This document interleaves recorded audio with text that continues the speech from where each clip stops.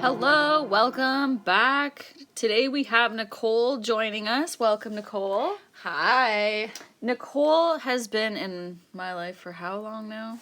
Oh, geez. Probably since we were 10 or 11, I'd say. Say even before that. You think? Yeah. Yeah. Anyways, we've been in each other's lives for a long time, let's just say. Very, very, very long. So she is here today, and she is going to share her story of loss and how grief has impacted her. So thank you very much for coming on. Yeah, always. Very much appreciate that. So just a disclaimer here, this episode contains extremely sensitive content in regards to mental health and well-being. Please listen at your own discretion. The content here is not to offend anyone. It's just straight personal stories. And yeah, I'm very thankful Nicole can be here to share this with us today. So grief shows up in so many ways, especially after a significant loss. It doesn't matter how much time passes. Some days it feels like it was literally yesterday. It can be a lot emotionally for some people to relive their stories. So I want you, Nicole, to take these questions as you go. Don't feel that you have to answer or even give full answers. You do whatever makes you the most comfy. All right. Are you ready to dive into this rawness of grief? Yeah, as ready as I'm ever going to be, that's for sure. All right. Did you want to give a little intro anything, or do you want to just dive right into some questions? No, I think, well, I guess something that I do want to say is going through this experience is really what bonded Shelby and I will say. After this loss, it's how we kind of reconnected throughout our lives, and this loss has affected me in so many ways, and in a sense I've had to learn to be grateful that it happened to me because it changed who I am completely, in some ways for the worse and a lot of ways for the better. So as painful as it is every day, and as painful as it was, it's still something that I'm grateful for because it brought me closer to Shelb, and it brought me closer to who I really am. So Yeah, it's been a journey. It's definitely been a journey. How many years has it been? This past September was officially 10 years. 10, yeah. Yeah, the big 10, 1-0. Way too fast. Way too fast, yeah, definitely. It does feel like yesterday sometimes, for sure. Okay, well, that being said, we will begin with the 4 W's. Who, what, where, and when. So, who was the significant person in your life, Nicole, that we're talking about here today? So the significant person was my cousin, Ian, and I know a lot of people may have different relationships with their cousins. This person to me was honestly like a best friend, a brother, someone that I loved so much, and he was literally the light in my life. Anytime I would see him, it would just lift every weight in my life and just make my soul happy. Let's just say he was one of those people that every time you see him, they make you happy. Yeah. So he was that for me. Aww. So, what happened with Ian? Well, most people in Ian's life were unaware that he was struggling with mental illness, and he hid it very well. He had the biggest smile you could ever see, so I think, he hid his mental illness struggles, and eventually they caught up to him in kind of the worst way. Yeah. You want me to go in detail what actually happened, or? That is totally up to you, like I said. Whatever makes you comfy, or yeah, so Ian was at work one day. He was a mason. So if anyone doesn't know what that is, he was just a bricklayer, and working on a high-rise apartment building, and he took the opportunity to end his life by jumping from one of the 20th stories of the apartment building, and that's essentially what happened. So it's a tough experience for sure for everyone who knew him and loved him, because he was such a great person. But yeah, well, and especially like you just mentioned at the beginning, when he has a smile as big as he had, it's those type of things veer you away from realizing that there could be something deeper going on. Yeah, absolutely. And the hardest part I think about it was being able to look back and see the signs. I think that was really hard because, you could look back and my uncle has photos of him and he's just, you can tell he's deep in thought in these photos, and you can tell he's in a dark place in those photos. And looking at his artwork and seeing how dark his artwork was, like, there were definitely signs. It was just hard because no one knew the signs and knew how to recognize the signs, right? And yeah, it was an experience I hope that not a lot of people have to go through, but I unfortunately feel like more people have gone through it than we like to admit. A lot of people have lost people in their lives to suicide. Oh yeah. And it is touchy. It is a subject that's really hard to talk about and relive. Absolutely. Absolutely, it is. Yeah, but it's something that should be talked about more, I feel, because I feel like if you do talk about your experience with losing someone that way and how it impacted you personally and their family, and it helps people realize the impact of the people in that person's life, right? Mm-hmm. I know not a lot of people, or not everyone, agrees with the term or the quote of, like, when you commit suicide, you're just passing the pain on to the people in your life. And in some ways that is true, right? Because it does just transfer. Well, because they weren't expecting it, right? Yeah. They didn't see it at the time. And I guess suicide's one of those things, and this could be biased, but if you've been through it, you learn how to step back and kind of look at things a little bit more instead of just letting life continue as it always does. Like, you have a little bit more awareness.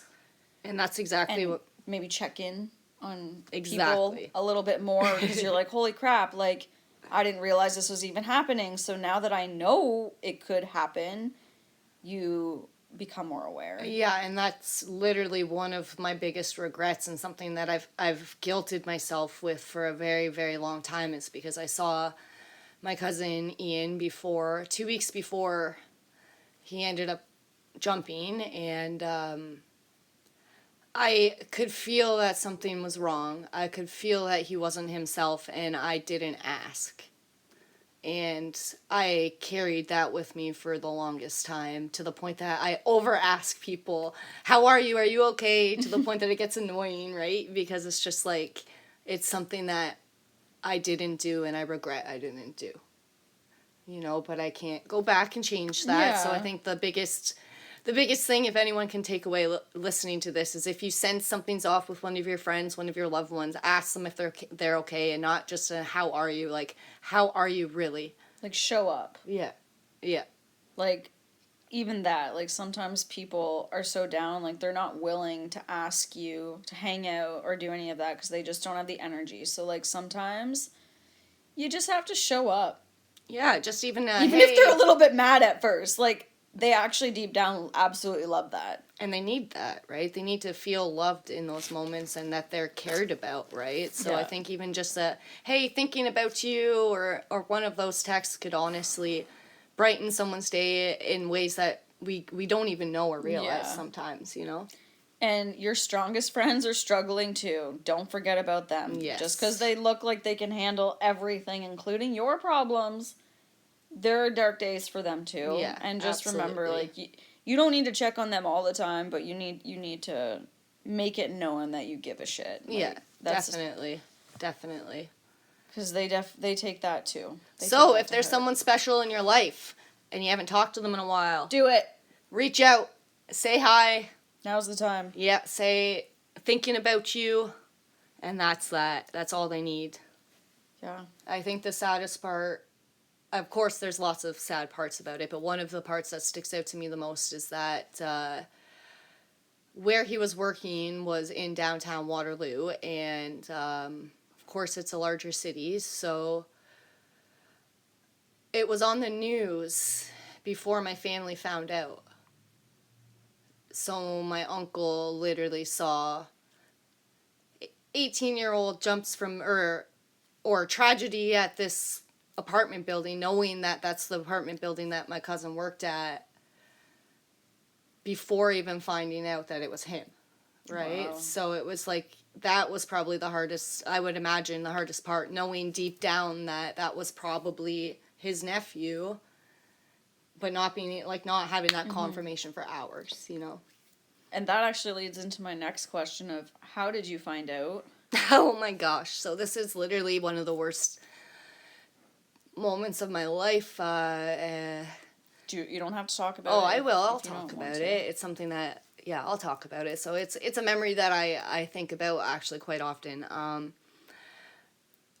The oddest part was that we were visiting my mom the day before, and I made a comment to my mom, and I said, thinking it would be one of my grandparents because they're getting up there in age, and I said, we're going to lose someone in our family soon.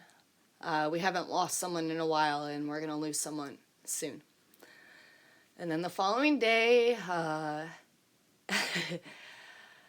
worked midnights at the time, so I remember sleeping during the day, and I woke up to take my dog out during my sleeps, and I remember thinking, oh, that's weird. I had a dream about Ian. What the heck? That's weird.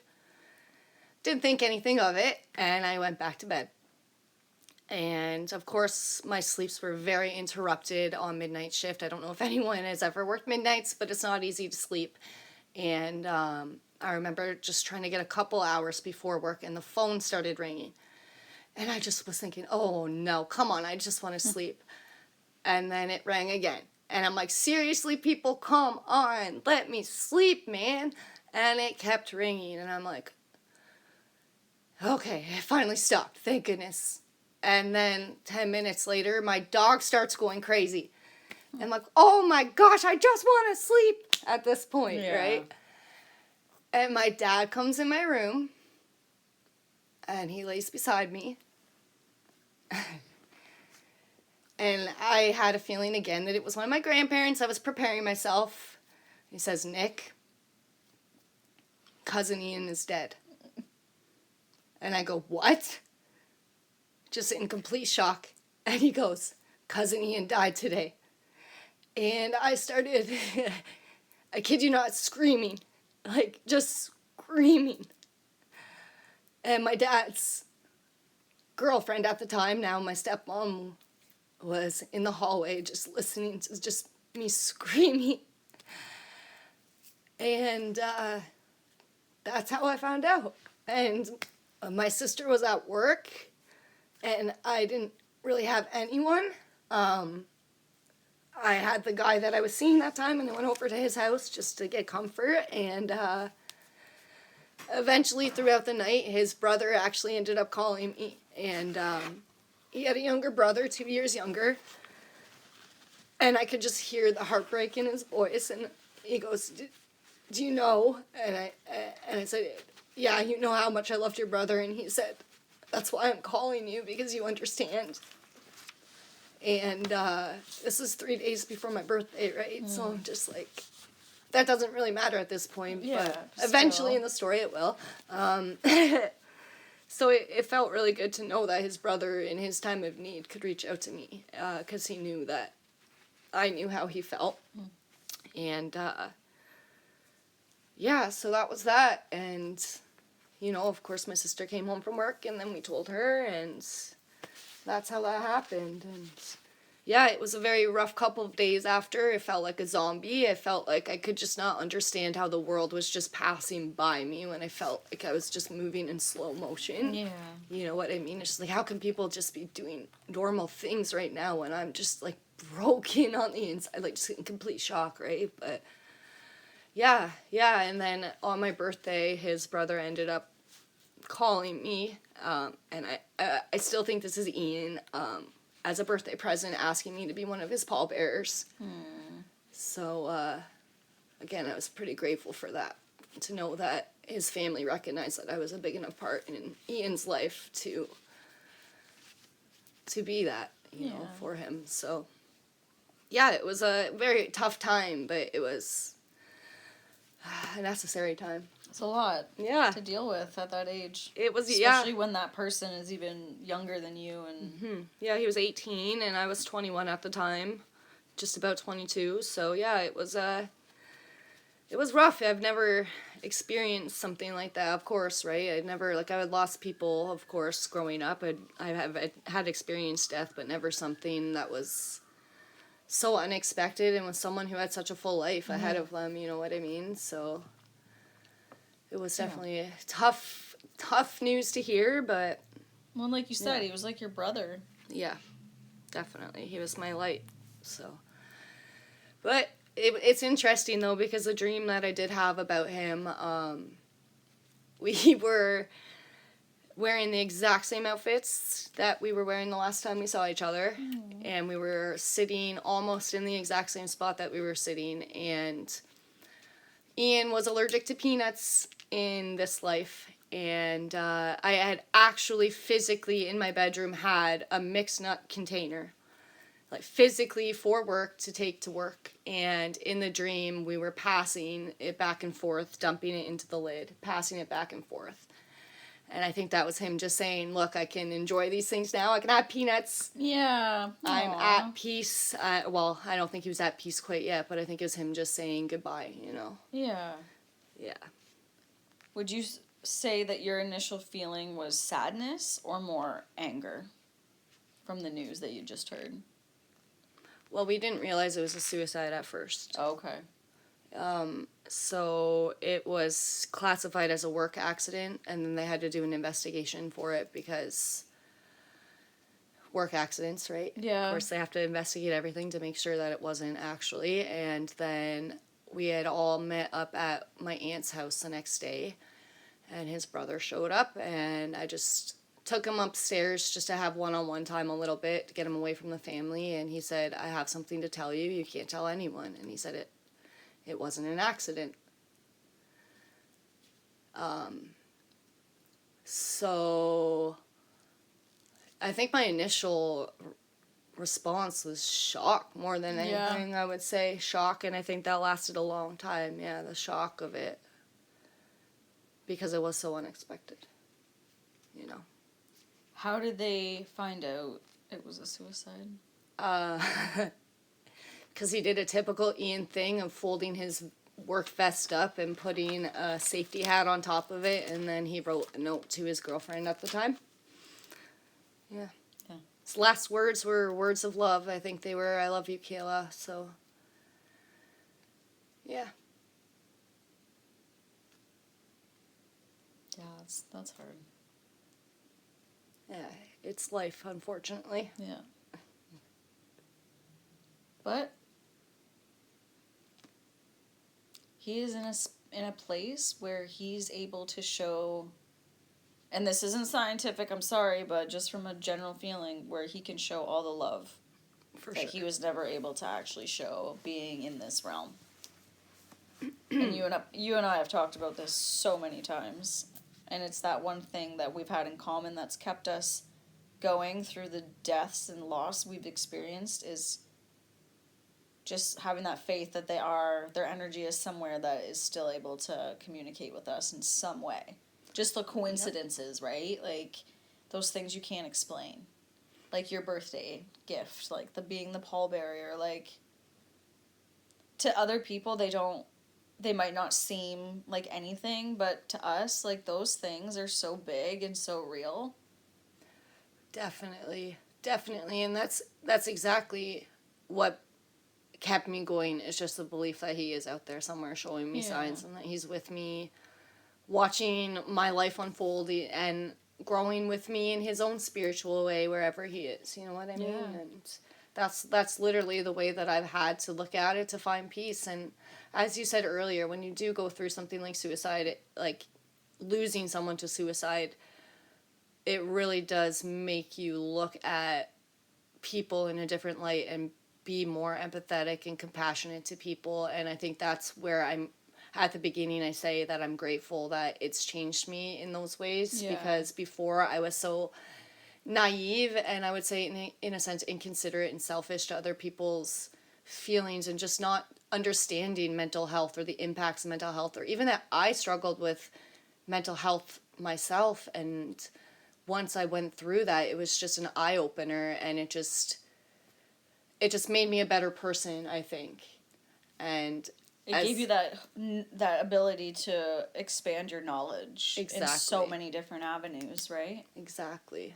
So as much as it was, and still is, it's heartbreaking and painful to not have him here, and to have gone through that loss, it still was one of the biggest lessons in my life, you know? Yeah, for sure. Well, we're going to end here for today, for now. Nicole, thank you again for popping on and sharing your story. It takes so much courage to bring those memories up, and I really appreciate you doing that. I'm forever sorry for your physical loss, but we know Ian is definitely with you spiritually.